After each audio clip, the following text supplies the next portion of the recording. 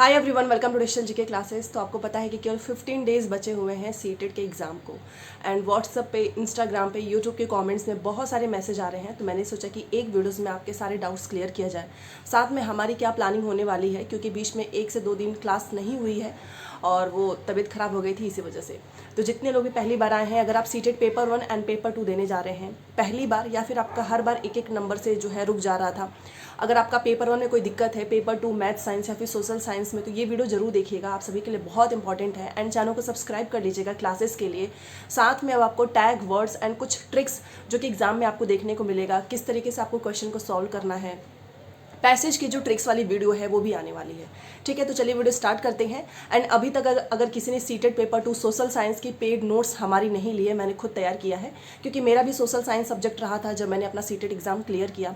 उसी बेस में साथ में बहुत सारा एक्सपीरियंस जो है मैंने किया है। आपको पता है कि 2 साल हो चुके हैं क्लासेस को देते हुए, एंड आप में से बहुत सारे स्टूडेंट्स की हमारी स्ट्रैटेजी से एग्जाम क्लियर हुआ है, उनके भी जो फीडबैक आए हैं उसी के अकॉर्डिंग नोट्स बनाए गए हैं। और बस एक चीज़ की खुशी है कि जिनके स्कोर पहले नहीं बढ़ रहे थे, अब उनके स्कोर सोशल साइंस में 40+ आने लगा है। तो कुछ दिन ही नोट्स मिलने वाले हैं, तो आप ले सकते हो। कमेंट सेक्शन में आपको नंबर दिख जाएगा या फिर स्क्रीन पे। देखिए, सबसे पहले एग्जाम को क्लियर करने के लिए कुछ चीज़ें आपको मैं बताना चाहूँगी। अब आपको हर दिन एक प्रीवियस क्वेश्चन करना है। टाइम मैनेजमेंट बहुत ज़्यादा ज़रूरी है। अगर आप टाइम मैनेज नहीं कर पा रहे हैं, एग्जामिनेशन हॉल में आपके क्वेश्चन छूट रहे हैं, तो वही एक सबसे बड़ा ब्लंडर हो जाएगा, क्योंकि आपने पेपर ही नहीं देखा, पूरा अटेम्प्ट ही नहीं किया, आप तुक्का लगाकर चले आए।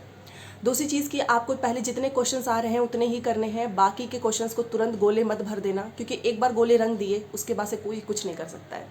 और अभी भी अगर आपके स्कोर नहीं बढ़ रहे हैं, तो बस मैं इतना बोलना चाहूँगी कि क्या आपने जितने मटेरियल आपके पास है इकट्ठा किया है, क्या आपने उसको बार बार पढ़ा है? नहीं पढ़ा है तो एक वही रीज़न है कि आपके स्कोर नहीं बढ़ रहे हैं। टाइम मैनेजमेंट ना करने का भी एक रीज़न है कि आपने बहुत सारे क्वेश्चंस की प्रैक्टिस नहीं की है। तो आप समझ सकते हो कि रिवीजन एंड प्रैक्टिस, यही 2 चीज़ें हैं जो कि आपको एग्ज़ाम पास कराता है। उसके बाद से सबसे इंपॉर्टेंट चीज़ मेरे पास पैडागोजी के लिए आता है। अभी भी लोग मेरे को बोलते हैं कि आप पैडागोजी के नोट्स दे दो। आप क्यों फालतू में पैसे वेस्ट कर रहे हो? अगर आपके प्रीवियस ईयर क्वेश्चन से ही पैडागोजी हो जाएगी, तो आपको पैडागोजी के लिए बस प्रीवियस ईयर क्वेश्चंस करना है। ठीक है, पैसेज किस तरीके से करें? पैसेज में नंबर नहीं बढ़ रहा है तो पैसेज करने का भी तरीका होता है, वो भी मैं आपको बता दूंगी वीडियोस के थ्रू। आप उस तरीके को अपनाना, आपका ज़रूर सॉल्व हो जाएगा, क्योंकि बहुत सारे लोग पैसेज छोड़ देते हैं या फिर तुक्का मार के चले आते हैं। आगे आने वाले समय में हम जो है बहुत सारी चीज़ें करने वाले हैं। सबसे पहले तो मैं पैडागोजी के आपके सारे प्रीवियस ईयर क्वेश्चंस कराने वाली हूँ, जितने भी अभी तक हुए हैं।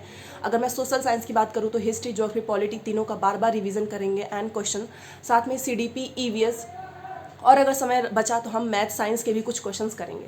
ठीक है, तो ये आपको अब जो है लंबी क्लासेस मिलेंगी, तो इतना सोच समझ के करना कि आपको हर दिन रिवीजन करना है, साथ में वीडियोस। अगर आपने ये दोनों चीज़ें फॉलो की तो आपका एग्ज़ाम बहुत अच्छे नंबर से निकलेगा। अब फेल होने के क्या क्या रीज़न है, क्योंकि अगर आपने इस सब चीज़ों पे काम कर दिया तो आपको यकीनन एक चीज़ तो कंफर्म हो जाएगी कि इस बार आपका पेपर नहीं रुकेगा। पिछली बार जो लोग भी फेल हुए हैं, आप खुद से देखिए कि किस सब्जेक्ट में आपके नंबर कम आए। क्या आपने टाइम मैनेजमेंट अच्छे से किया था? क्या आपने क्वेश्चंस पूरे सॉल्व किए थे? क्या आपने पैसेज में कोई गलती की है, या फिर पैडागोजी में, या फिर NCERT में? अब इंडिविजुअली हर इंसान का अलग अलग फैक्टर होता है। किसी का कुछ सब्जेक्ट अच्छा है तो कोई सब्जेक्ट वीक है, ये तो सभी को पता होगा, खुद का अपना। ठीक है, वैसे अगर देखा जाए तो बहुत सारी रीजंस तो मैं भी खुद बता सकती हूँ, क्योंकि मेरे पास खुद इतने सारे मैसेज आ रहे हैं। जो गलतियाँ हम लोग करते हैं, हम गलती क्या करते हैं कि हमको खुद पे भरोसा नहीं होता है, हमको खुद के अपने नोट्स पे भी भरोसा नहीं होता है। एंड अगर इधर उधर की जो हमें नोट्स मिल जाते हैं अपने दोस्त के जरिए, या फिर 2-3 टीचर से हमने नोट्स खरीदे होते हैं, बस खरीदा होता है, पढ़ा कुछ नहीं होता है। एक तो यही रीज़न है, इसलिए मैं बार बार बोलती हूँ, अगर आपके पास ऑलरेडी नोट्स है तो आप उसी से पढ़ो। अगर आपने खुद तैयार किया है तो आप उसी पे भरोसा रखें, बाकी किसी के नोट्स लेने की ज़रूरत नहीं है, ना ही मेरे। ठीक है, दूसरी चीज़ की मैराथन, मैंने एक चीज़ नोटिस की है, हर बार मैराथन इतना लोग देख लेते हैं। क्यों? क्योंकि आपने पहले पढ़ाई नहीं की है। एग्ज़ाम जैसे जैसे पास आएगा, अब हर चैनल पे आपको एक मैराथन तो देखने को मिलेगा। आपने सारे मैराथन किए, बट आपने खुद से तो कोई मेहनत नहीं की। मैराथन भी उन्हीं के काम आने वाला है जो लोग पहले से पढ़ रहे हैं। अब जैसे मैं बताती हूँ, मान लो मेरा NCERT पूरा तैयार हो गया, मैंने खुद से प्रीवियस ईयर क्वेश्चंस कर लिए हैं। अब जो मैराथन होगा ना, वो मेरा रिवीजन होगा, नया नया चीज़ नहीं होगा, वो मेरे लिए रिवीजन फैक्टर होगा। तो ये चीज़ अगर आपने फॉलो की है तो आपका पेपर सच में पास हो जाएगा, अगर आपने सब कुछ तैयार करने के बाद से मैराथन देखा है। ठीक है, उसके बाद से एक इम्पॉर्टेंट चीज़ है, वो है पैसेज, क्योंकि 30 नंबर आपका फ्री का है, और अगर 30 नंबर पैसेज भी आप नहीं कर पा रहे हैं तो आप समझ सकते हो कि आपने एक बहुत बड़ा अमाउंट वाला नंबर तो छोड़ ही दिया है। पैसेज में बहुत सारे लोग तुक्का मार के चले आते हैं, पैसेज छोड़ ही देते हैं एक तरीके से। हिंदी इंग्लिश हो, हिंदी संस्कृत हो, जो भी आपका विषय है, आपको पैसेज हर दिन करना है। एक पोएम आएगा, एक स्टोरी आएगी, इन दोनों पैसेज को आपकी प्रैक्टिस आपकी बहुत अच्छी होनी चाहिए, इतनी अच्छी कि आप टाइम मैनेज कर पाएँ पैसेज में, साथ में कुछ भी गलत ना हो। ग्रामर के पीछे मत भागना क्योंकि ग्रामर नहीं आती है, ठीक है। अगर मैं सब्जेक्ट वाइज भी बोलूँ तो CDP में जो लोग भी 30 में से 30 स्कोर करना चाहते हैं वो पेपर 1 पेपर 2 की दोनों CDP कर लो, आपका बहुत अच्छा स्कोर आएगा। अगर मैं लैंग्वेज की बात करूँ तो लैंग्वेज में आप कोई भी पैसेज करिए, बात बराबर है। लैंग्वेज की पैडागोजी करने के लिए भी आप पेपर 1 एंड पेपर 2 दोनों की पैडागोजी करो, क्योंकि अगर जो आपने टफ किया हुआ है तो आपको नीचे वाला आराम से आप मतलब लो लेवल वाला आप आराम से कर लोगे। उसके बाद से आपका EVS है, EVS में तो एक ही आता ही है, एक ही पेपर में, उसके लिए आपको सारे NCERT एंड प्रीवियस क्वेश्चंस ये करना है। देन आपका मैथ साइंस एंड SST।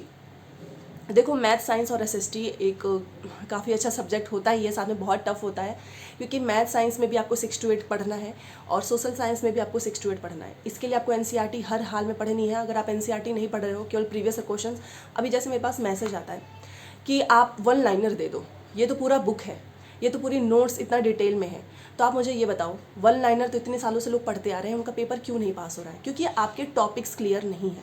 अब जैसे कुछ बहुत सारे ऐसे कैंडिडेट्स हैं जो कि बहुत सीरियसली पढ़ाई कर रहे हैं, वो मुझे खुद मैसेज करते हैं कि डिटेल में चीज़ें पढ़ने से ही उनका प्रीवियस क्वेश्चंस में नंबर आ रहा है, क्योंकि 1 लाइनर क्वेश्चंस नहीं पूछेगा। जिनको मेहनत नहीं करनी है वो 1 लाइनर के पीछे भागेंगे, वो मैराथन के पीछे भागेंगे। जो सच में पास होना चाहते हैं वो डिटेल में चीज़ें पढ़ेंगे। अगर आप टॉपिक्स को डिटेल में समझोगे ही नहीं, उसमें से एक लाइन उठा के पूछ देगा तो आपको क्या पता चलेगा? तो चीज़ों को डिटेल में पढ़नी है, 1 लाइनर नहीं जाना है, ना ही शॉर्ट के पीछे। ये सारी चीज़ें आपको लास्ट में करना है रिवीजन के समय। अभी आपको डिटेल में ही चीज़ें पढ़नी है, चाहे वो आपका मैथ साइंस हो, चाहे वो आपका सोशल साइंस हो। सोशल साइंस में 40 नंबर का आता है, हिस्ट्री, ज्योग्राफी, पॉलिटी। इन तीनों में भी जिसने बहुत अच्छा स्कोर किया है वो आगे चल के भी उसका रिजल्ट बहुत अच्छा आने वाला है, क्योंकि पैडागोजी 20 नंबर की आएगी एंड 20 नंबर की पैडागोजी के लिए आपको अलग से कुछ भी नहीं पढ़ना है, वो तो मैं खुद ही कराने वाली हूँ। लास्ट में मैं आपको 1 लाइनर चीज़ें भी कराऊंगी, बट अभी अगर आपने शॉर्ट नोट्स तैयार कर लिया है और आप ये सोचेंगे कि इसी से पेपर पास हो जाएगा, तो ऐसा बिल्कुल भी नहीं होगा, क्योंकि आप जानते हो पिछली बार भी बहुत सारे लोग बस मैराथन और 1 लाइनर के ही पीछे भागे थे, ठीक है। तो मैथ साइंस हो या फिर आपका सोशल साइंस हो, आपको NCERT डिटेल में पढ़नी है। डिटेल में NCERT पढ़ने के बाद से सारे प्रीवियस क्वेश्चंस के आपको मतलब NCERT वाला एंड पैडागोजी वाला ये दोनों कर लेना है, बहुत अच्छा स्कोर आएगा, ठीक है।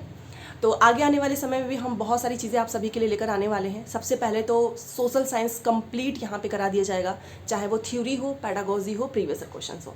1 बजे डेली क्लास आती है, कभी कभी 2 बजे, तो चैनल को सब्सक्राइब कर लेना। इसके बाद से हम पैसेज करने वाले हैं, हिंदी इंग्लिश के क्वेश्चंस करने वाले हैं, CDP करने वाले हैं एंड EVS, ठीक है। और टाइम बचा तो साइंस वाला पोर्शन भी, उसकी भी तैयारी हो जाएगी। तो 2 से 3 घंटे की क्लास होगी, डेली एक क्लास मिलेगी, उसमें प्रॉपर वे में आपको समझाया भी जाएगा एंड क्वेश्चंस भी कराए जाएंगे। तो अभी के लिए आपकी रिस्पॉन्सिबिलिटी है कि जो नोट्स आपको मिला है, अगर आपको सोशल साइंस का नोट्स मेरा मिला हुआ है तो आप उसको मल्टीपल टाइम्स रिवीजन करें, वहीं से आप 40 नंबर का सोशल साइंस में आपका अच्छा खासा स्कोर बन जाएगा, ठीक है। बाकी जो भी चीज़ें होगी बताइएगा। बस 2 चीज़ें आपको करनी है, डेली रिवीजन करना है, डेली प्रैक्टिस करनी है, इससे मत भागना।